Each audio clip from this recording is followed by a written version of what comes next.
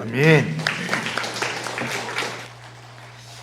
자, 광고하겠습니다. 2025년도에 교회를 섬기는 봉사자 모집에 우리 성도님들이 관심을 가져주시고 교회를 예배만 드리는 게 아니라 같이 봉사하면서 함께 섬길 때 또 믿음도 더 깊어집니다. 그런 측면에서 또 봉사할 부분을 찾아서 그렇게 헌신하면 좋겠습니다.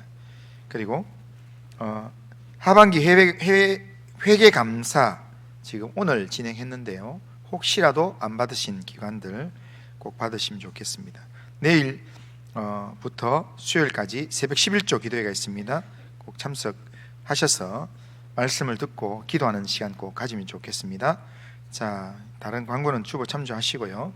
자, 이제 하나님 말씀은 아모스 5장 21절부터 24절까지입니다. 아모스 5장 21절부터 24절. 자, 21절부터 24절. 자, 한 절씩 교독합니다. 내가 너희 절기들을 미워하여 멸시하며 너희 성회들을 기뻐하지 아니하나니 너희가 내게 번제나 소제를 드릴지라도 내가 받지 아니할 것이요 너희의 살찐 희생의 화목제도 내가 돌아보지 아니하리라. 내 노래소리를 내 앞에서 그칠지어다 내 비파 소리도 내가 듣지 아니하리라. 오직 정의를 물같이 공의를 마르지 않는 강같이 흐르게 할지어다. 아멘. 예. 자, 오늘 도종호 목사님 나오셔서 우리 수요일부터 아모스서가 들어갑니다. 수요일부터 매일 성경 아모스서 들어가는데 아모스 묵상 안내 내용으로 아모스 전체 내용이 어떤 내용인지를 이야기해 주겠습니다. 오늘 제가 우리 도 목사님한테 지난주에 이야기해가지고요, 초등부도 하게 하고 그 다음에 청년부 거기 말씀 나눔도 같이 하게 하고 오늘 오후 예배까지 시켰더니 어제 막 불만이 많더라고요. 너무 혹사시키는 거 아이가 하면서 그런데 또 목회자는 또 성도들 앞에 서가지고 또 말씀을 나누고 그게 또 힘이 나는 거 아니겠습니까? 자, 나오셔서 말씀을 전하실 때 또 빠르게 또 많은 말씀을 전할 건데요, 또 잘 전해주시도록 우리 한번 오래간만에 보는데 박수 한번 하겠습니다.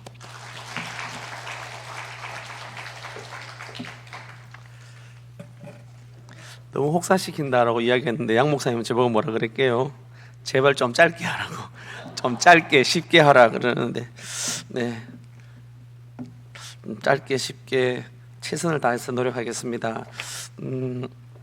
오늘 아모스 묵상 안내입니다. 호세아 말씀 묵상 재밌으신가요? 네, 재밌다니까 정말 감사합니다. 좀 어려운 이야기지만 자꾸 보면 볼수록 하나님이 이 시대를 살아가는 우리에게 뭘 주시고 싶어 하시는가 하는 부분이 저는 더 많이 보이는 게 이 소예언서의 말씀이다라고 말씀을 좀 드리고 싶습니다. 왜냐하면 이 소예언서는 하나님 나라 백성이 그 하나님 나라의 원리, 성경의 원리를 가지고 어떻게 살아가는가라고 하는 삶의 적용편의 이야기가 소예언서입니다. 그래서 하나님을 인정하지 않는 세상 속에서 하나님이 없다라고 하는 오늘과 같은 이 무신론의 세상 속에서 하나님 인정하지 않는 세상 속에서 그리스도인으로 하나님 백성으로 살아가는 삶을 살아가고 있는 저희들에게는 굉장히 밀접한 이야기가 소예언서라고 할 수 있습니다. 왜냐하면 이 소예언서, 소선지서는 언제 기록되어진 글인가 하면 대부분의 이제 이 성경 공부하는 분들이 소예언서는 바벨론 포로기 귀환 이후의 공동체에게 주어진 책이다라고 그렇게 이야기를 합니다. 오늘 이제 제가 그 안내문 소개에 조금 안내되어 있습니다만 계속 조금 소개를 해가겠습니다. 먼저 한번 그 강의한 첫 번째 페이지 들어가며 한번 보시겠습니까?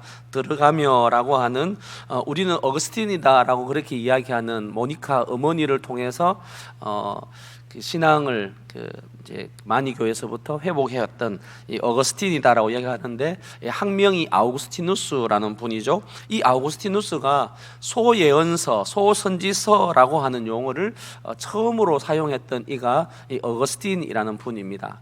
근데 이 어거스틴이 이 이야기를 할 때 이미 성경 속에 사본, 특별히 히브리어 성경에서는 12선지서라고 하는 이 소예언서가 한 권의 두루마리로 기록되어져 있었다라는 겁니다. 그러니까 한 권의 두루마리 안에 모두가 전체가 12가지의 이 선지자들의 이름으로 기록되어진 이야기들이 한 권으로 같이 기록되어져 있는 것입니다.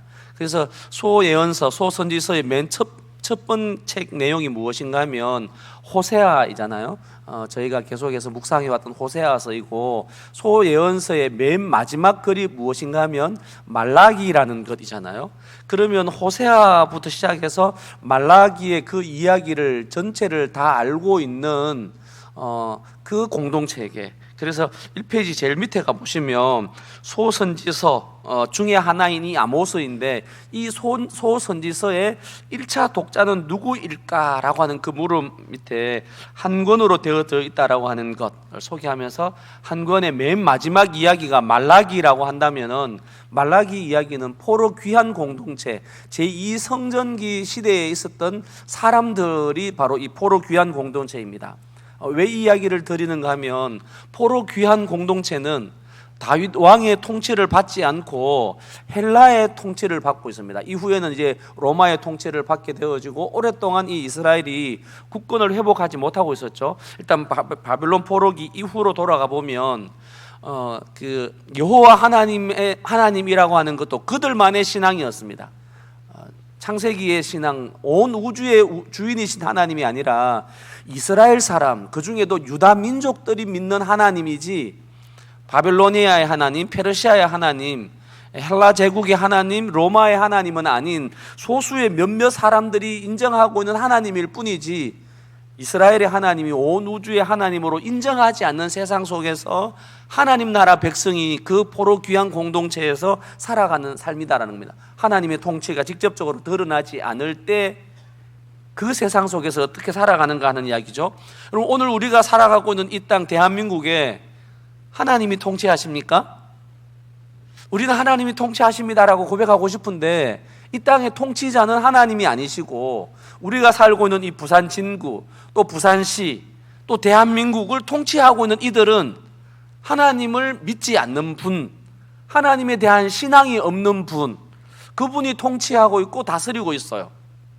그런 세상 속에서 우리는 뭐라고 이야기하는가 하면, 하나님이 통치하십니다 라고 하는 이 이야기를 하면서 사람들과 같이 살아가는 것은 참 그 사람들이 볼 때는 우스꽝스러운 이야기인 겁니다. 그래서 이 이스라엘 백성들이 바벨론 포로로 잡혀가 있을 때, 그발 강가에서 너희들이 예루살렘에 있을 때 성전에 올라가면서 부르던 그 노래를 한번 불러봐라. 그 하나님이 어디 계시냐, 그 하나님이 너희를 돕고 계신다면 어찌해서 이런 일이 일어나고 있느냐, 그 늘 조롱거리가 되어지는 겁니다.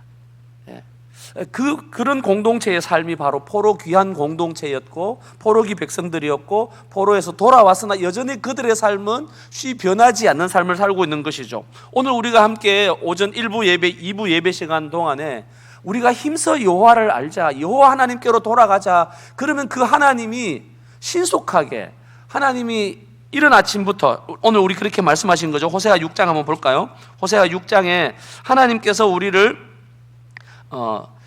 이틀 후에 우리를 살리시고 셋째 날에 우리를 일으키시리니, 그래서 우리가 주님 앞으로 돌아가자 하면서 둘째 날, 셋째 날에, 신속한 날에 하나님의 구원이 있을 것 같아 보이는데, 그렇게 노래하지만 여전히 우리의 삶은 하나님의 통치와 다스림은 보이지 않냐고, 묘연하기만 하고, 하나님 살아계신데 왜 우리의 기도가, 하나님 살아계신데 어찌하여 이 땅에 이렇게 불의한 일이 가득 차 있는가 라고 하는 세상 속에서 살아가는 삶이 바로 하나님 나라의 백성의 삶이고, 이 땅의 그리스도인인 우리들의 삶이라고 하는 것입니다.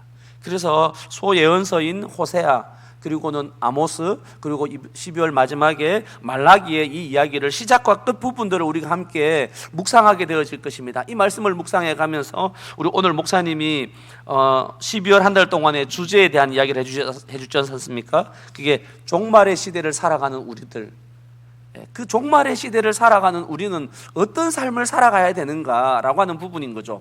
이미 우리가 살고 있는 것이 종말의 시대이고 또 우리 개인에게도 언젠가 종말의 때가 오는 거지 않습니까? 2024년도도 이제 마지막 한 달을 우리가 두고 있습니다. 이 마지막 한 달을 어떻게 살아야 되는가, 지난 우리 2024년도의 삶은 어떻게 살아왔는가를 잘 한번 돌아보시고, 그러면서 마지막 남은 우리 인생의 이 시간을, 기회를 어떻게 활용해야 될까, 하나님 앞에 우리가 어떤 일에 힘쓰고 어디로 돌아가야 되는지 오늘 주셨던 말씀들도 좀 기억하시면서, 그러면서 아모스의 이야기들을 함께 조금 살펴가 보려고 합니다. 앞에 1페이지에 보시면, 자, 다 갖고 계시죠? 1페이지.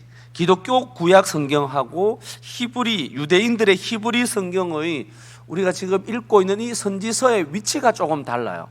그리고 그 선지서를 바라보는 시각도 조금 다릅니다. 우리가 기독교인들이 주로 믿는 이 성경의 배열 순서는 70인경이라고 하는 70인경의 구약 성경을 히브리어를 헬라어로, 그 시대 사람들이 가장 많이 썼던 헬라어로 기록되어진 것이 이제 70인경인 거죠.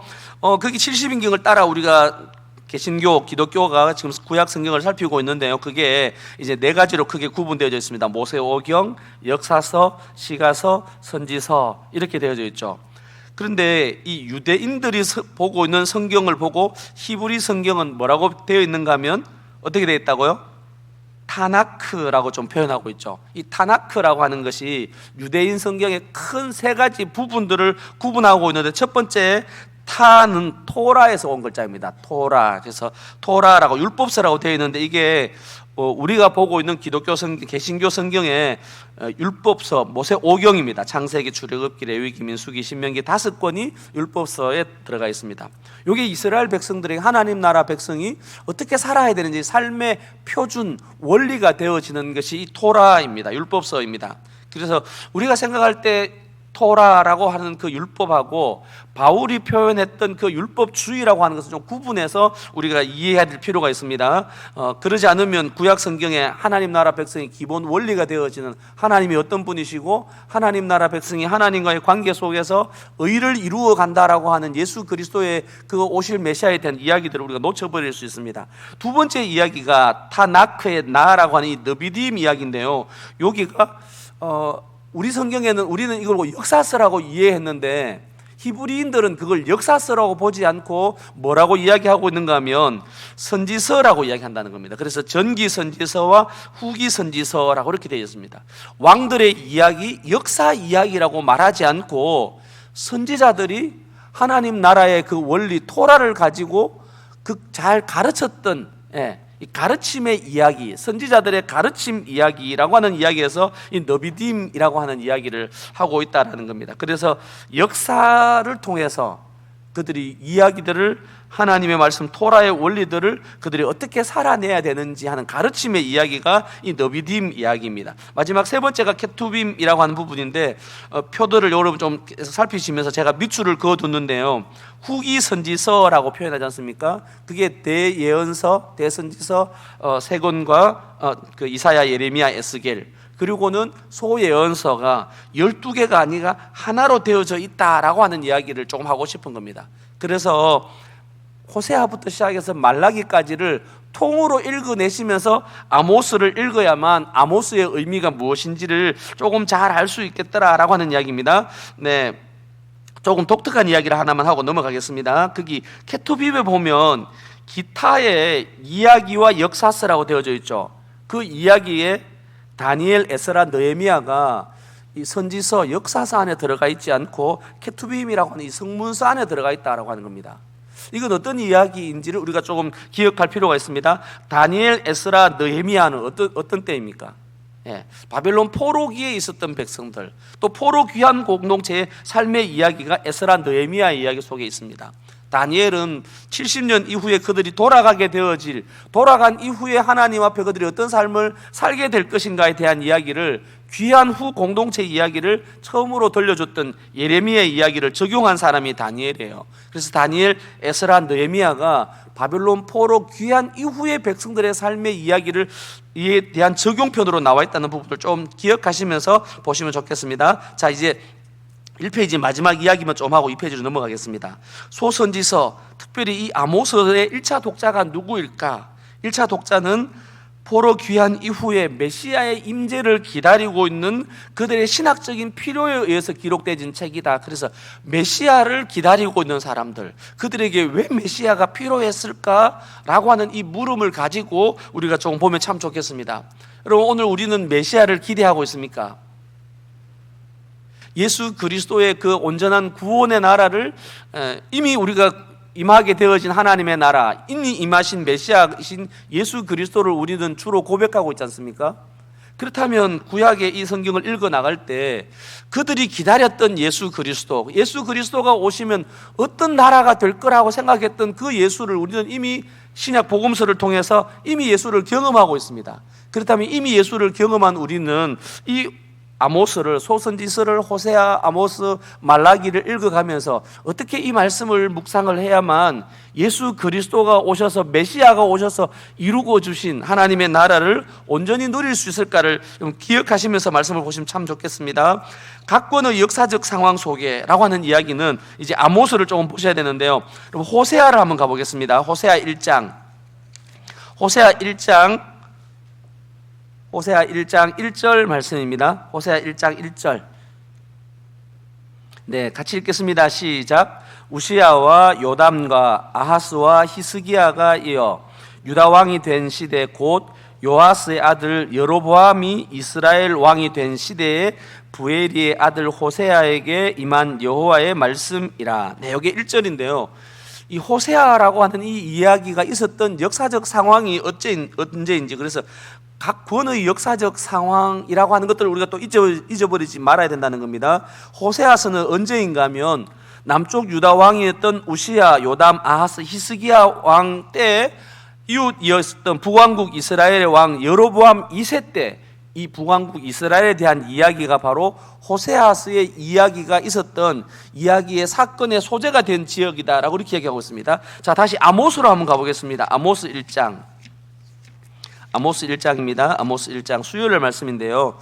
자, 아모스 1장 같이 읽습니다. 1장 1절입니다. 다 같이 시작. 유다 왕 우시아의 시대, 곧 이스라엘 왕 요아스의 아들 여로보암의 시대, 지진 전 2년에 드고와 목자 중 아모스가 이스라엘에 대하여 이상으로 받은 말씀이라. 아멘. 자, 아모스가 말씀을 받았는데 그때는 아모스의 시대는 언제였다라는 거죠? 네, 요아스의 아들 누구라고요?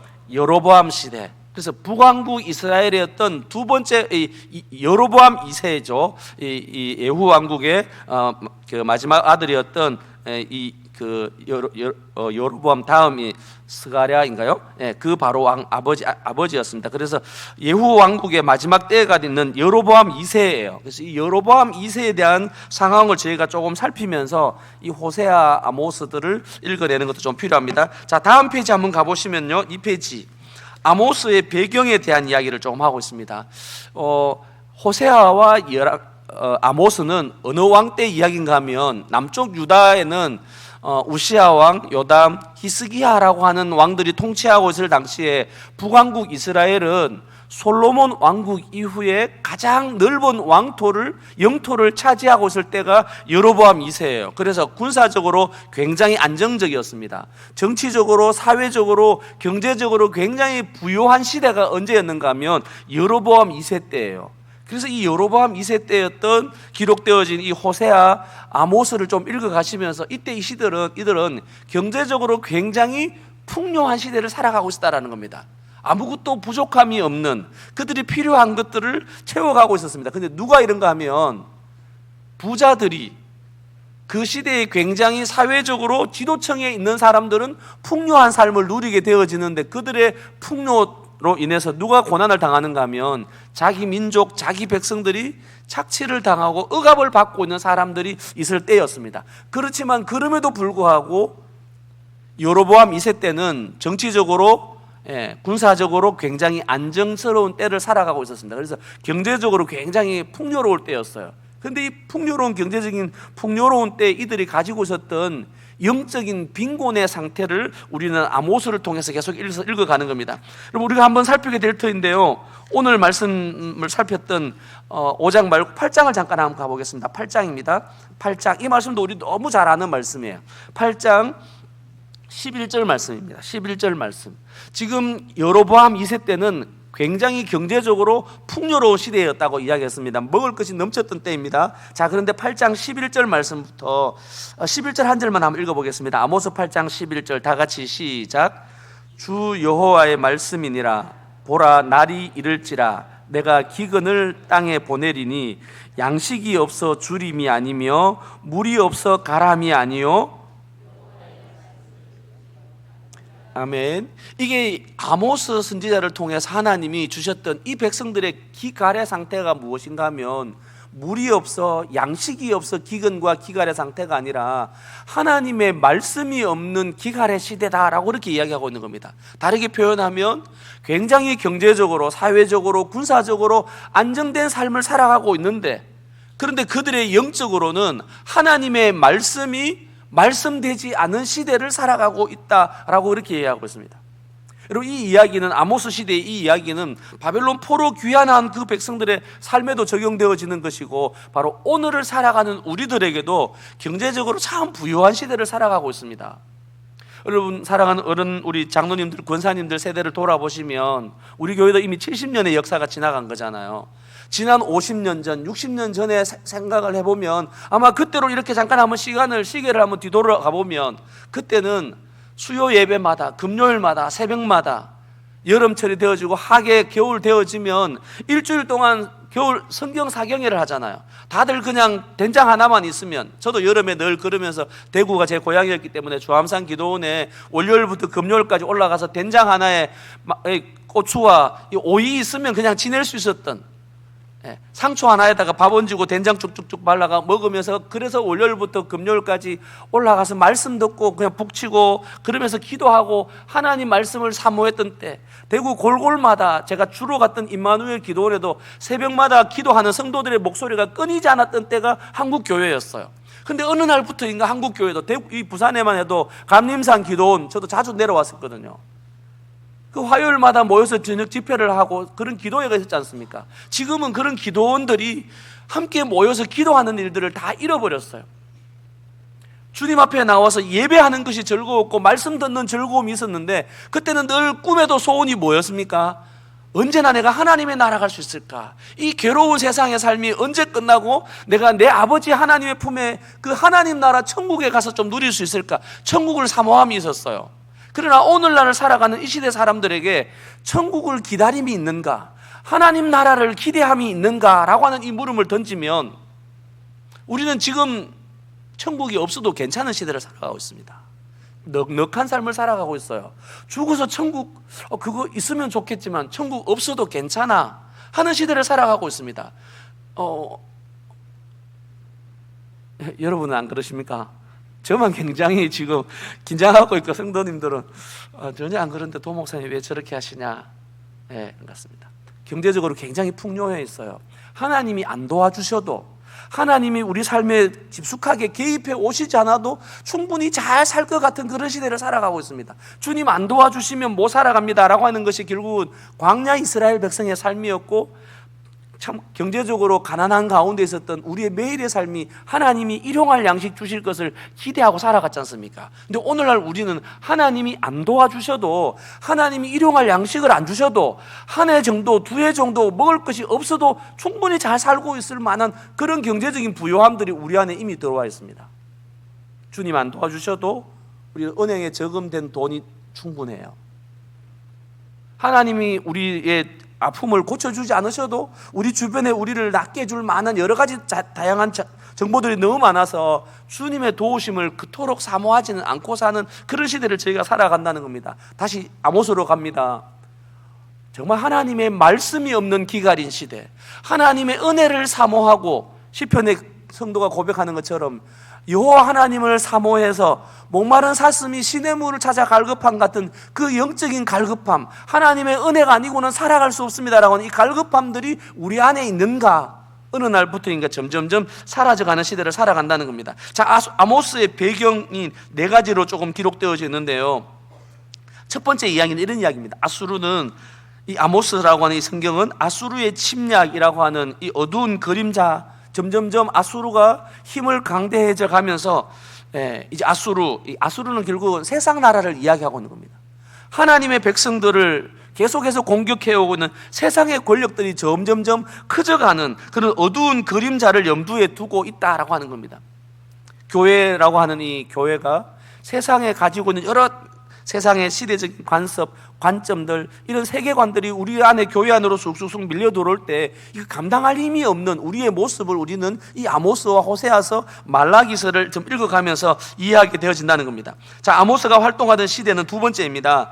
곡물과 상업 도로의 지배권으로 부가 축적되어지면서 이스라엘 사회의 경제적 불평등이 초래된 시기였다. 이게 경제적인 불평등이 굉장히 많았던 시대라고 이렇게 이제 제가 거기 보면 본문들을 쭉 좀 적어놨죠. 아모스의 말씀들을 좀 살펴보면 좋겠습니다. 세 번째는 아모스 시대, 제가 이 글을 읽으면서 야, 오늘 우리 시대하고 너무 닮아 있다라고 하는 생각들을 좀 가졌습니다. 아모스 시대의 두드러진 특징은 도시가 급속히 늘어난다는 점입니다.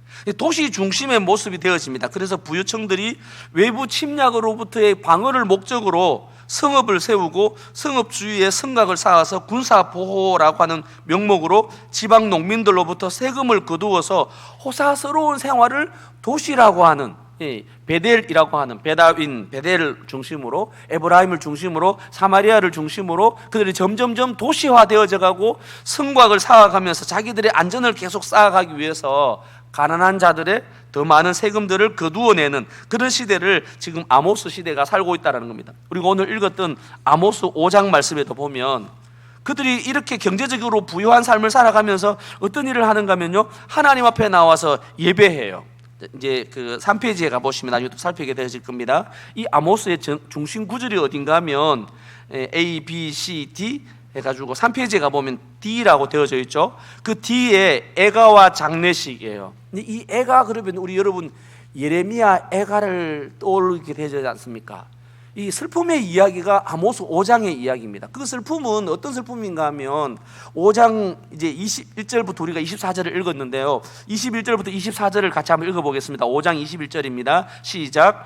내가 너희 절기들을 미워하여 멸시하며 너희 성회들을 기뻐하지 아니하나니. 좋습니다. 21절만 읽겠습니다. 내가 너희의 절기들을 하나님이 절기를 정해주신 것이잖아요. 6월절의 절기를, 오순절의 절기를, 초막절의 절기를 하나님이 정해주셨어요. 근데 그 절기를 하나님이 멸시한다라는 겁니다. 그 절기를 미워하세요. 그리고는 안식일로 모이고 성회로 모이는 그런 그들이 무교절의 성회들을 모입니다. 우리도 지금도 이제 그 매달마다 월삭 기도회를 늘 하는 거지 않습니까? 그러면서 그들도 성회로 모였어요. 그들은 절기를 따라 하나님 앞에 나아가고 성회를 따라 하나님 앞에 나아가면 하나님 앞에 나아가면서 번제와 소제를 하나님 앞에 드립니다. 살찐 희생의 화목 제물을 하나님 앞에 드리면서 나아가면 자기들 손에 있는 삶의 이야기, 그 삶에 하나님 백성다운 삶을 살지 아니하고 공의와 정의의 삶을 살지 아니하고 그들의 손에는 가난한 자들의 것들을 압제하고 핍박하고 연약한 자들을 자기의 힘으로 권력으로 짓누르고 있는 그들의 모습, 이 아모스에 보면 마치 마차가 지나간 것처럼 이스라엘 백성들이 권력을 가진 자들이, 힘 가진 자들이 지나고 나면 거기에 밟혀지는 약한 자들, 소수의 약한 자들의 이야기들이 계속 등장합니다. 자, 하나님이 너희 절기들과 너희 성회들을 미워하고 기뻐하지 아니하고 멸시한다, 이렇게 이야기합니다. 이 이야기는 어디서 많이 들은 이야기 같지 않습니까? 이사야서나 예레미야서나 이 이야기를 보면 하나같이 하나님이 그 제사를, 예배를 역겨워하신다 그러거든요. 내가 그거 받지 않는다, 제발 조금 가져오지 마라, 그게 내 마음을 더 괴롭힌다 라고 그렇게 이야기하죠. 22절 말씀입니다. 제가 읽습니다. 너희가 내게 번제나 소제를 드릴지라도 내가 받지 아니할 것이요 너희의 살찐 희생의 화목제도 내가 돌아보지 아니하리라. 그리고 너희들의 노래 소리를 내 앞에서 그칠지어다. 내 비파 소리도 내가 듣지 아니하겠다. 노래 소리, 비파 소리 다 언제 나오는 겁니까? 그들이 성전에서 찬양할 때, 성전에 악기를 들어서 하나님 높인다라고 할 때 들려지는 것이 악기 소리입니다. 이 비파 소리들, 노래 소리들인 거죠. 근데 주님이 더 원하시는 게 뭔지가 24절에 나와 있죠. 이걸 저는 오늘 아마 이 이야기 속에서 다시 좀 돌아가서 이야기를 나누고 싶을 건데요. 24절 말씀을 다 같이 한번 읽어보겠습니다. 시작. 오직 정의를 물같이 공의를 마르지 않는 같이 흐르게 할지어다. 제가 대구에 섬겼을 때, 대학부를 섬겼을 때 그 대학부에 정말 많이 걸렸던 말씀이 이 말씀이에요. 아모스 5장 24절 말씀. 오직 정의를 물같이 공의를 마르지 않는 강같이 흐르게 하라. 정의와 공의를 흐르게 하라. 이 이야기가 참 우리에게, 우리 젊은 시대 때 많이 들려졌던 이야기입니다. 정의와 공의가 있는 세상. 이게 바벨론 포로기에서 돌아온 그 백성들에게 하나님 나라 백성의 삶의 모습은 어떠해야 되는가 하는 이야기를 하고 있다는 겁니다. 사랑하는 성도님들, 소선지서의 내용적인 면에서 6가지 핵심 주제 1번 이야기를 조금 살펴보겠습니다. 1번입니다. 소선지서 2페이지, 소선지서 내용적인 면에서 6가지 핵심 주제 1번 이야기입니다. 같이 읽습니다. 시작.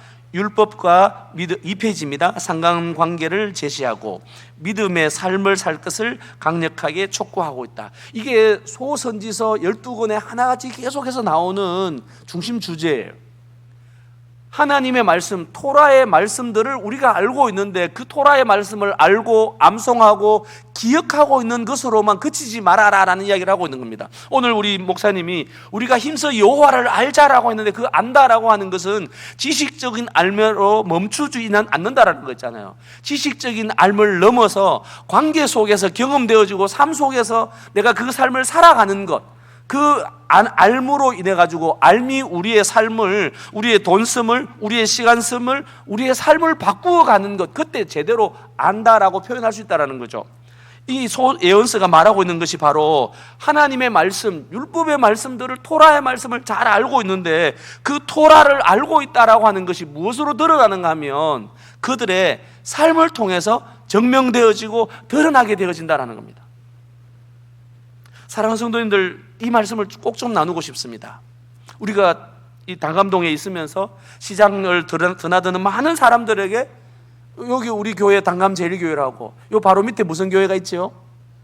네, 남도교회가 있지 않습니까? 그래서 가장 많은 사람이 드나드는 길이 당감제일교회 성도들이고 남도교회 성도들이에요. 하나님 백성들이 가장 많이 드나드는 이 길목에 사는 사람들이 우리를 보고, 야, 예수 믿는 사람들은 저런 사람들이구나. 우리의 입술에서 나가는 이야기가 아니라 우리의 삶이 성경 말씀에 기록되어진 그 말씀대로 살아가고 있는, 그래서 우리의 삶이라고 하는 것을 통해서 저들에게 증거되어지는데 그게 무엇인가 하면요, 공의와 정의로운 삶이다라고 하는 것입니다. 근데 이 공의와 정의로운 것은 어떤 것이 공의와 정의인가 하면 소선지서에서 믿음이라고 하는 것, 그 믿음은 뭐라고 되어 있습니까? 공의와 인애의 열매와 연결되어진다라고 하는 것, 이것이 소선지서의 핵심이다라고. 우리의 믿음이 있다라고 했을 때 그 믿음은 무엇으로 드러나는가 하면요, 사람들과의 관계 속에서 그 관계가 어떤 관계를 가지고 있는가라고 하는 것입니다. 그 관계는 누구와의 관계일까요? 하나님과의 관계에서부터 오는, 하나님의 말씀을 우리가 늘 읽고 하나님 앞에 예배하면서 그 하나님이 어떤 분이신가를 내가 깨달아 알았다면 하나님과의 관계에서 주님과의 바른 관계로 토라를 통해서 하나님과의 올바른 관계를 세웠다면 이 관계는 그 다음에 누구와의 관계 속에서 드러나는가 하면 이웃과의 관계 속에서 드러나는 겁니다. 먼저는 하나님을 믿는 성도들과의 관계 속에서 드러나는 거예요. 여러분 어떻습니까? 교회 안에 오셔서, 야, 나는 참 이분들하고 같이 사는 게 너무 행복하고 좋다, 그래서 이분하고 천국 가서 같이 살 것 같으니까 정말 행복하구나 하십니까? 네, 아멘 이러시네. 너무 예 이러시네요. 근데 여기서 다시 질문을 한번 더 해가지고 우리 강 권사님에게, 양 장로님하고 천국 가서도 같이 산다 그러면 어떨 것 같아요? 네, 뭐 아멘이죠. 네, 아멘이랍니다. 장로님 다행이십니다. 우리 있잖아요. 하나님을 믿고 살아간다라고 하는 우리의 삶이 내가 하나님과의 바른 관계 아래 있다 그럴 때 나와 함께 살아가고 있는 내 옆에 있는 사람들과의 관계는 어떤 모습으로 드러나는가 하면 그게 바로 제다카라고 하는 의라고 하는 것입니다. 올바른 관계 아래 있는가, 내가 하나님과의 관계. 아모스의 말씀들을 좀 읽어가시면서 이들이 놓쳐버렸던 것이 무엇인가를 우리가 찾으셔야 돼요. 오늘날 한국 교회 안에 우리가 많이 로마서를 이야기하면서 이신칭이다, 오직 의인은 믿음으로 산다. 그러니까 믿음만 이야기하다 보니까 놓쳐버린 게 있습니다. 뭘 놓쳐버렸을까요? 그 믿음에 합당한 삶이가 드러나게 된다는 겁니다. 그게 공의와 정의로운 삶으로 드러나는 거예요. 하나님의 사랑을 입었는 것, 우리 오늘 이제 배우신 거죠. 이게 여기 4번에도 나와 있는데요. 형식이 아닌 마음의 변화가 하나님과의 올바른 관계를 성립하게 되어진다. 그 하나님과의 올바른 관계가 뭔가 하면 헤세드의 관계예요. 그 하나님의 헤세드의 사랑을 받은 사람이 그 다음에 어떻게 되는가 하면 이웃을 향해서도 그 헤세드를 흘려보내는 겁니다. 바른 관계를 맺고 있는가. 아모스의 말씀들을 좀 읽어가면서 이들이 뭘 놓쳐버렸는지를 보시면서 나는 내가 함께 살고 있는 이웃들과의 관계 속에서 어떤 관계를 하고 있는가 늘 돌아보면 참 좋겠습니다. 여러분, 이런 말씀 좀 드리고 싶네요. 여기 단감시장 오시면서 예전 같으면 주일날 장사하면 안 되잖아요. 물건 사면 조금 난리 났죠. 요즘에도 주일날 물건 사면 안 됩니까, 양 목사님? 약간 안 되는 같이 이렇게 하시네요. 조심스럽네요. 그리고 토요일 날이라도 있지 않습니까? 좀 단감 제일교회 계신 분들은 장을 다른 데 가서도 보실 수 있겠지만 더 할인된 데도 많잖아요. 물건이 조금 괜찮은 것도 싱싱한 것도 많이 들어오지만 노전에 있는 것, 이 주변에 있는 이 시장 골목 안에 양쪽 요 골목 안에 있는 분들의 일부러 오시면서 괜히 단감제일교 다닌다 안 그러셔도 괜찮아요. 와서 토요일날 가서 물건 사가고 금요일날 물건 사시고 수요일날 오면서 이 주변에 와가지고 장바구니에 물건 이렇게 좀 담고 가시면서, 그런데 봤더니만 주일날 저 사람이 그날 장 보러 왔을 때 옷하고 영 다르게 깨끗하게 입고 멋있게 입고 봤더니만 교회 가는 사람이네. 이렇게 되어지면 그게 자연스럽게 전도가 되어지는 거죠. 단감제일교회에 대한 좋은 소문은 어디서 날까요? 시장에 있는 상인들로부터 소문나게 되어지는 겁니다. 하나님이 우리에게 용서할 수 없는 사랑, 그 용서 사랑 받은 거죠. 호세아서에서 그 사랑을 받았고 아모스에서도 그 말씀을 이야기합니다. 그런데 하나님의 헤세드의 인애를 받은 사람이 마치 자기는 하나님의 인애 없이도 살아가는 것처럼 그렇게 매우 뭐라 그래야 될까요? 우리로 말하면 전문 용어인데 깍쟁이처럼 살아가는 거예요. 이거 따지고 저거 따지고, 그렇게 살아가는 하나님의 사랑, 그 부유한 사랑을 받았음에도 불구하고 말입니다. 그럼 호세아서를 우리가 오늘 배웠지 않습니까? 호세아서에서 소예언서의 서러운 부분이 호세아 1장, 2장, 3장이에요. 1장, 2장, 3장은 어떤 이야기를 할까요? 하나님의 사랑을 이야기하는 거죠. 이 소예언서의 마지막 결론은 어디입니까? 말라기 4장입니다. 그 말라기 4장에 가면 누구를 이야기하는가 하면 메시아 예수 그리스도의 오심을 고대하고 있는 사람들의 이야기를 담겨져 있습니다. 자, 말씀을 다시 좀 가겠습니다. 그래서 소예언서를 좀 읽어가시면서 우리의 삶이 내가 알고 있는 말씀하고 얼마나 가까이 있는가를 좀 돌아보면 좋겠습니다. 내가 사용하고 있는 언어들은, 내가 쓰는 말씨들은 어떤 말씨들을 쓰고 있는가를 돌아보는 거죠.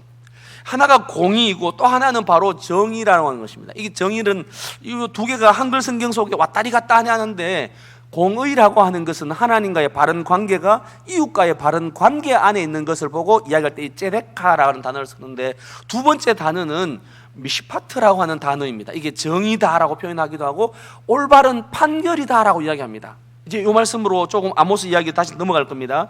무엇이 올바른 판결일까요? 우리는 사람들과의 관계 속에서 판결을 해요. 판단을 합니다. 그 판단의 기준이 무엇이어야 되는가 하는 것을 놓치지 말아야 된다는 겁니다. 우리는 판단의 기준이 뭘까요? 이 사람하고 어떤 관계를 맺어갈 때 어떤 기준 가지고 판단하십니까? 어떤 걸 가지고 결정하고 그리고는 관계를 맺어가는 거죠? 우리의 판단의 기준은 무엇이 판단인가 하면 나한테 좋은 사람, 나하고 좀 친한 사람, 그게 우리의 모든 관계의 기준이 되어 있습니다. 판단의 사람들과의 관계 안에 일어나는 옳고 그름의 시시비비를 가리는 기준이 나하고 관계가 있으면, 내 편이면, 나하고 코드가 비슷하면, 나하고 동향의 사람이면 그 사람이 하는 일은 다 괜찮아요. 근데 진짜 판단 기준이 뭐가 돼야 된다는 겁니까? 토라의 말씀이 하나님이 판단의 기준이 되고 있는가, 하나님의 말씀이 그러한가라고 하는 그 기준 가지고 가야 되는데 성도들이 이 삶을 놓쳐버리고 있다는 겁니다. 자, 다시 가겠습니다.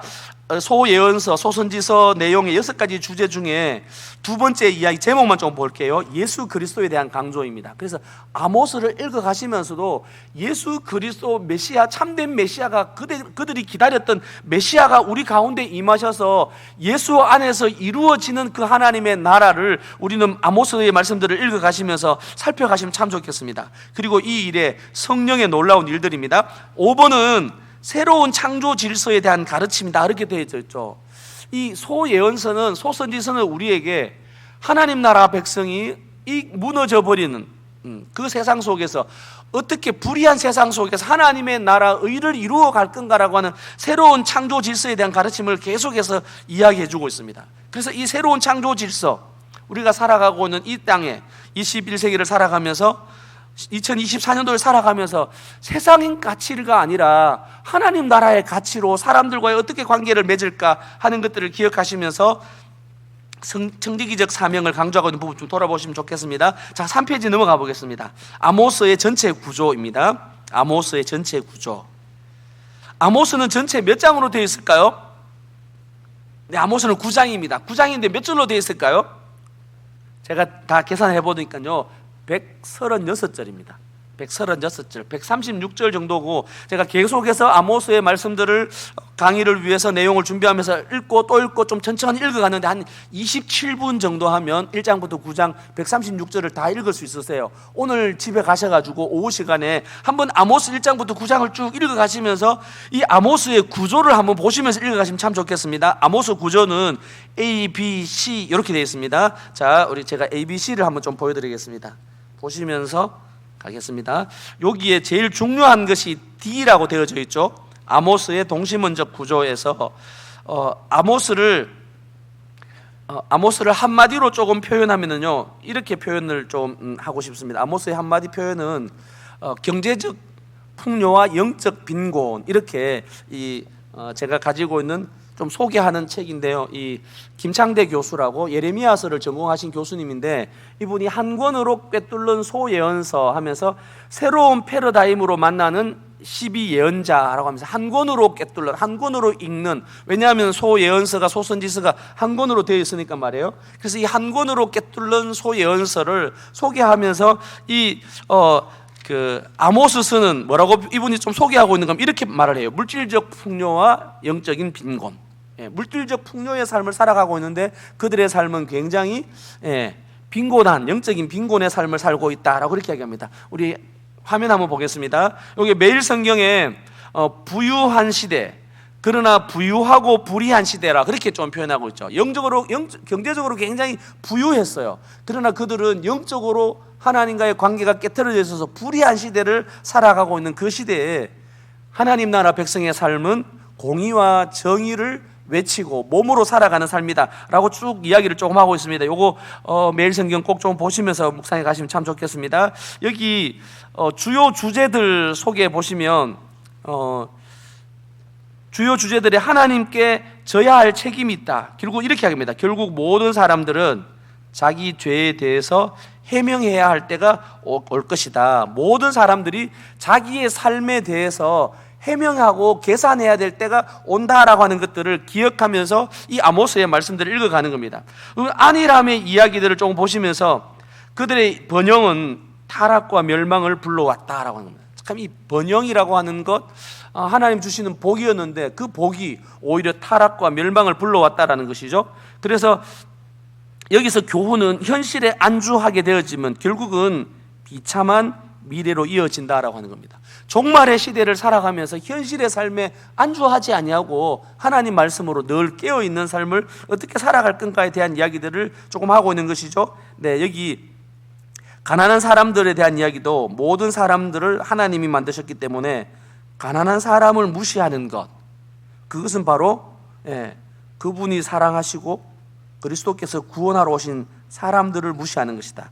가난한 사람은 가난한 사람 무시하는 정도가 아니라 하나님과 그리스도 예수께서 하신 일들을 무시하는 것이다 라고 그렇게 이야기하고 있습니다. 그래서 참 우리들 주변에 있는, 이걸 보고 뭐 사회적 정의냐 사회 구원이냐 이런 개념이 아니고, 우리들 주변에 정말 약한 사람들, 힘이 없는 가난한 이들,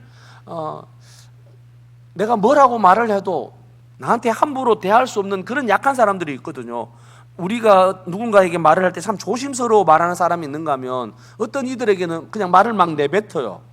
근데 말을 막 내뱉어도 내한테 전혀 대항할 만한 힘이 없는 사람, 그분들이 가난한 사람들입니다. 때로는 우리의 자녀들이 이러기도 하죠. 자, 여기 아모스의 전체 구조입니다. 이 부분을 좀 기억하셔야 되는데요. 1장, 2장의 사건이 이제 A와 A-가 있고, 그리고 B와 B- 또 C와 C- 이렇게 있는데, A 이야기를 보시면 열국과 유다와 이스라엘에 대한 심판의 이야기고, 열국과 유다의 심판과 여기 다른 점이 9장의 구원에 대한 이야기가 있다라는 겁니다. 그래서 본문을 오늘 한번 집에 가셔서 아모스를 읽어보시면서 왜 그들이 심판을 받게 되어지는가 하는 이야기를 조금 보시는 겁니다. 여기 1장 3절부터 시작해서 2장에 이 열국에 대한 심판들을 쭉 이야기하는데, 그 심판도 참 재미있게 심판합니다. 하나님이 이스라엘 심판하시면서 제일 처음에는 다메섹에 대한 심판을 해요. 그리고는 다메섹 멀리 있는 나라 이 이스라엘 지도가 이렇게 되어지면 이 위쪽에는 다메섹에 이야기하다가 그 다음에는 이 가사로 오죠.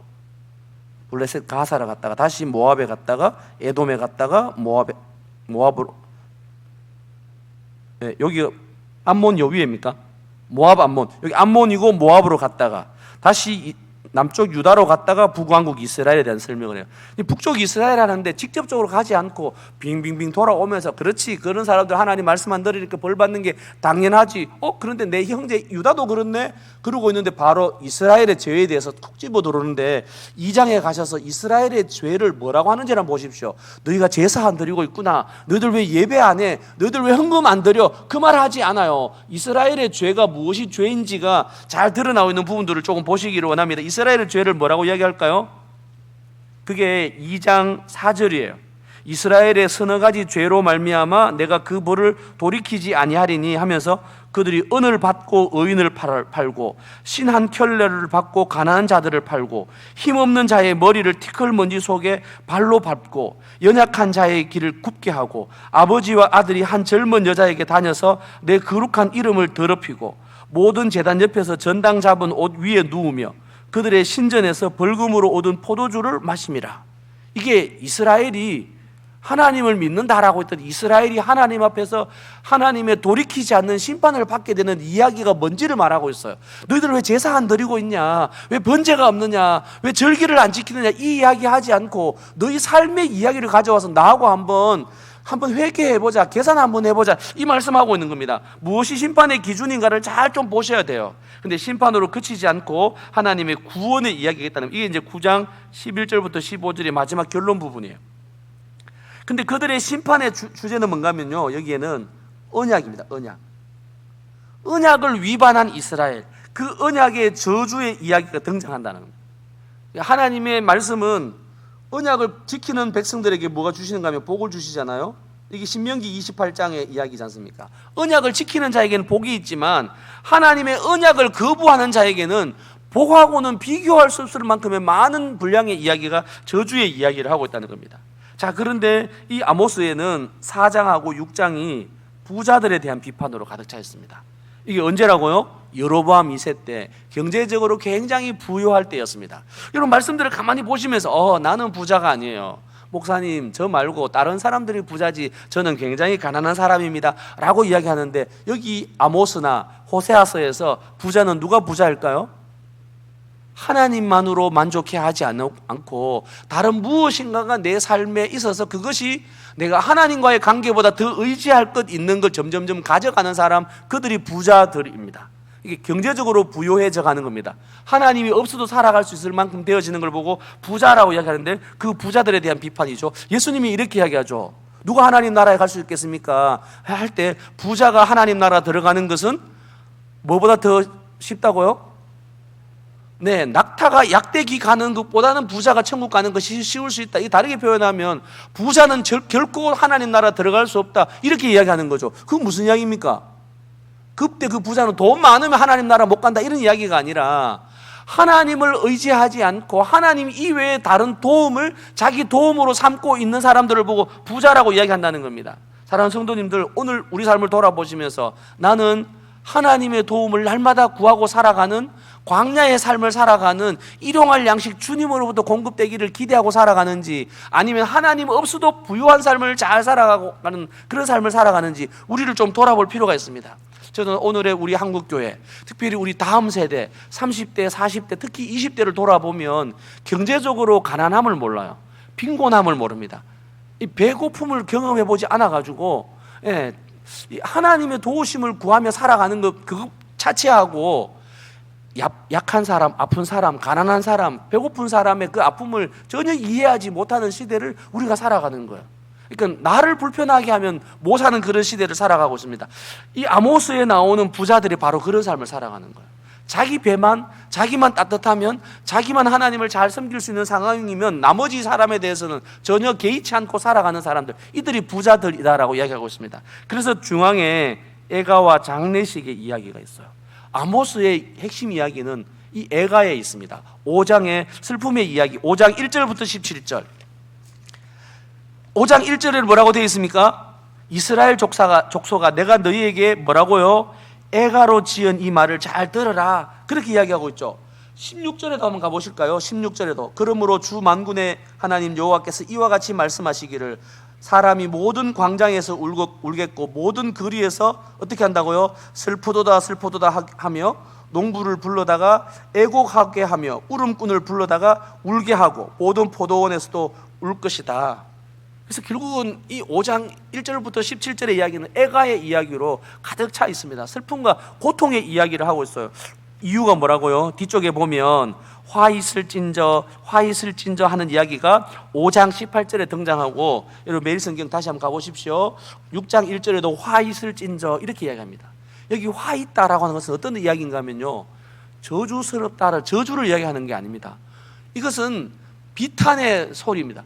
어쩌다가 이런 일이 일어났는가? 우리 예레미야 애가 할 때 이야기를 했지 않습니까? 어찌하여 슬프도다 했는데 그 슬픔은 어떤 이야기냐면 어쩌다가 우리가 이렇게 됐는고, 하나님 이제 어떻게 해야 됩니까? 어떻게 회복될 길이 보이지 않습니다 할 때 비통한 소리, 감탄의 소리, 탄복의 소리가, 이 슬픔의 비통한 소리가 이 화 있을진저 오이라고 하는 단어예요. 어찌하면 좋겠노 라고 하는 이야기입니다. 사랑하는 성도님들, 이제 말씀을 조금 마무리를 하겠습니다. 아모스의 말씀들을 좀 읽어가시면서 우리 안에 주님 제가 어찌하면 좋겠습니까? 우리의 자녀들과 우리 교회가 어쩌면 좋겠습니까? 라고 하며 탄식함이 있으면 참 좋겠습니다. 우리의 자녀와 우리 시대를 바라보면서 탄식함이 있으면 좋겠고요. 또 한 가지는 우리들 자신을 좀 돌아보면 좋겠습니다. 저도 저 자신을 돌아보면서 정말 오늘 우리 가운데 하나님의 은혜를 사모하며 함께 갈구하고 기도하고 함께 모여서 이 나라를 위해서, 우리 가정을 위해서, 우리 사회를 위해서 하나님 앞에 거룩한 백성들이 일어날 수 있도록 다음 세대를 위해서 기도함이 있는가 좀 돌아보면 좋겠습니다. 우리의 경제적인 부유함을 위해서는 기도합니다. 우리가 경제적으로 좀 회복되었으면 참 좋겠다, 우리가 가지고 있는 여러 가지 문제가 해결됐으면 참 좋겠다라는 그 기도는 드리지만, 우리가 하나님 앞에 영적으로 은혜를 사모하는 백성들 되어지기를 얼마나 간구하고 있는가 좀 돌아보면 참 좋겠습니다. 어째서 한국교회가 이렇게 되어졌을까? 아모스의 말씀들 읽어가시면서 하나님을 믿고 있는 사람들의 모습이 참 잘 드러나면 좋겠습니다. 우리들 주변에 단감시장에 드나드는 분들이 참 세상 살아가기 참 각박하다 싶은데, 야, 저 사람들 만나면 여름 가뭄에 냉수 한 그릇 마시듯이, 이 사람들 내 가게에 왔다 가고 나면 속이 다 시원하다. 저 사람 만나서 많이 사주는 건 매상 올리는 건 아닌데 말 한마디 하는 것만 해도 내 마음이 참 시원하구나 하는 이야기를 들을 수 있는 우리 단감제일교회 성도님들 다 되시면 참 좋겠습니다. 기도하겠습니다. 하나님 아버지 감사합니다. 여호와 하나님을 아는 백성으로, 하나님의 보배된 백성으로 이스라엘 백성을 하나님이 택해 주셨음을 저희들이 알고 있습니다. 그들은 이 땅의 왕같은 제사장으로, 거룩한 하나님 나라 백성으로 그들을 불러주셔서 이 땅에 하나님의 나라를 경험하게 하셨고 하나님 나라를 이루어가는 백성으로 이스라엘 백성을 부르셨던 하나님, 오늘 우리를 영적 이스라엘로, 우리를 교회로 불러주신 하나님께 감사합니다. 하나님의 아들 예수 그리스도를 주라고 고백하며 우리에게 복음의 삶을 살게 하셨고 하나님 나라 천국 백성 된 삶을 우리에게 살게 하신 주님 감사합니다.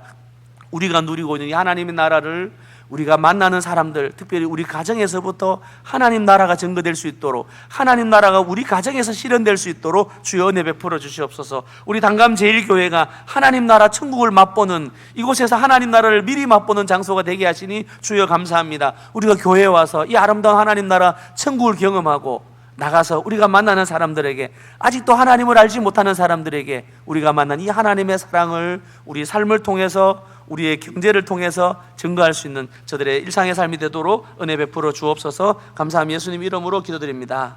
아멘.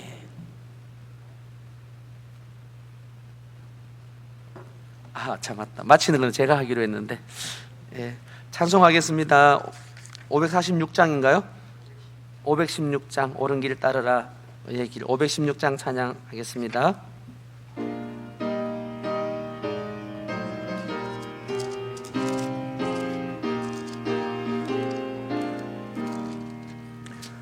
옳은 길 따르라 의의 길, 세계 만민의 참된 길, 이 길 따라서 살 길을 온 세계에 전하세. 만 백성이 나갈 길, 어두운 밤 지나고 동트나 환한 빛 보아라 저 빛. 주 예수의 나라 이 땅에 곧 오겠네 오겠네. 4절입니다. 고난 길 헤치고 찾아온 길, 많은 백성을 구한 길, 모두 나와서 믿으면 온 세상이 마침내 이 진리에 살겠네. 어두운 밤 지나고 동트나 환한 빛 보아라 저 빛. 주 예수의 나라 이 땅에 곧 오겠네 오겠네. 이제는 우리 주 예수 그리스도의 은혜와 하나님 아버지의 크신 사랑과 성령의 교통하심이 하나님의 올바른 사랑 아래 그 사랑 입은 자로 올바른 관계를 맺으며 주의 말씀 앞에 바른 판결 아래 살아가기를 원하는 단감제일교회 모든 성도들 가운데 이제로 영원토록 함께 있을지어다. 아멘.